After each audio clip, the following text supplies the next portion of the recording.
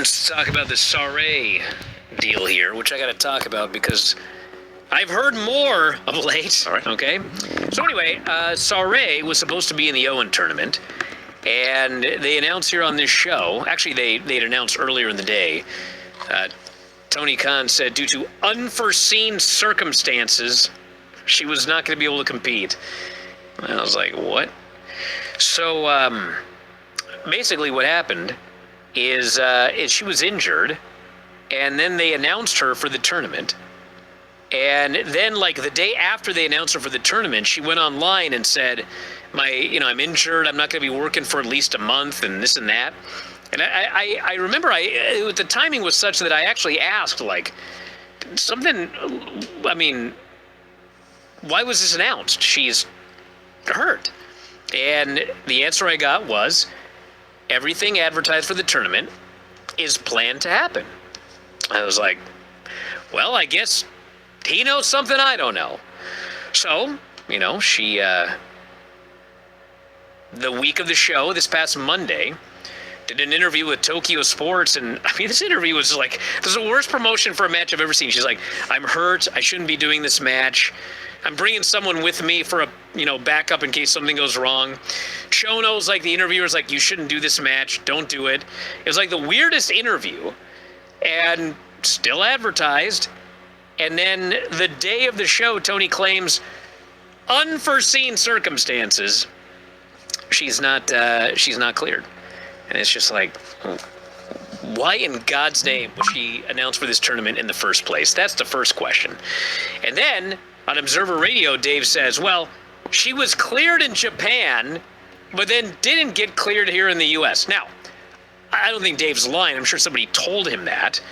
And maybe it's true, okay? But I will just say that I talked to several people over the last couple of days in Japan, and they are very skeptical that she got cleared in Japan. It was pointed out to me that, who's not cleared in Japan? Shibata. But he manages to get cleared by the AEW doctors. AEW is clearing people, and has cleared people, that were not cleared in Japan. It was also pointed out, if she's cleared in Japan, why hasn't she been wrestling in Japan? So anyway, I have no idea. This is just like, I don't know. But at the end of the day, they did sub in Maya World, and because of what happened to Maya World's brother, I guess his car broke down, and he was, standing on the side of the road, and someone hit him, and he was killed. That sucks. And so they gave her the spot in the tournament, and she won. And it was a great feel-good story.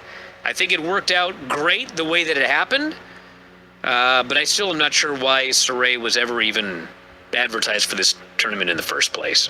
But that's what happened. So my biggest question about all this is that based on what Shivani said when this whole thing was going down, when the match, I think it was going down on Dynamite and the match started and all that, he gave me the impression that Saree got on an airplane, flew across the Pacific Ocean, over the West Coast, over the Rocky Mountains, all the way to Cincinnati, Ohio, only to land and then be not cleared. Which means he did that whole flight with a bad neck. And then had to get back in the plane with the same bad neck and fly home. Every part of that sounds like the absolute worst sentence I've ever spoken. Yeah. It's terrible. So, none of this is good news. But first, Jon Moxley versus Shane Taylor for the Continental Championship. They built this up on Collision.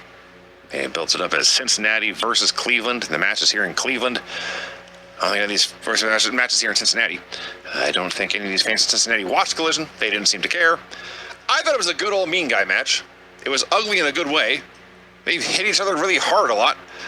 And eventually Mox kept fighting for an armbar, then an ankle lock, then a bulldog choke. The choke is the only one of those moves that actually got a reaction from the crowd because he's beaten people with it before. And he beat Taylor with it here. And he choked him out and won. I enjoyed that fight. I thought it was fun for what it was. I should also point out, although the aftermath was kind of funny. As advertised on local Cincinnati news, Jon Moxley did attempt to remove Shane Taylor's eyeball. Did you see that clip? No. He's on the local news channel, Plug-in Dynamite, Cincinnati Today or whatever, and there's some lovely young lady talking to him, and he's going into detail about where you should place your palm and finger points and thumb. Oh, yeah. When you're trying to take a man's eye out. Sure. And she is so rolling with the punches, so to speak. She is not blown away. She's not confused. She's not frightened. She's not scared. She says, "Oh, interesting. Like maybe she'll use this in her own daily lives." You never know. You never know. If you're attacked. Or you just hate someone. Sure. Yeah. So yes, after the match, Taylor sucker punches Mr. Moxley here. He calls for Carly Bravo's belt, and he's choking him out with the belt. The Death Fighters try to save, but Shane Taylor Promotions runs interference. And eventually, Taylor chokes him out, hits his splash off the middle rope, calls off the dogs. It keeps, and they're doing a street fight, a multi-man street fight on Collision this weekend. But man, it feels like they're doing a lot of work here with the Shane Taylor Promotions. More than just a Collision street fight, but what do I know? Thank you for watching. Make sure you subscribe to the channel and click that notify button, and you'll never miss a video again.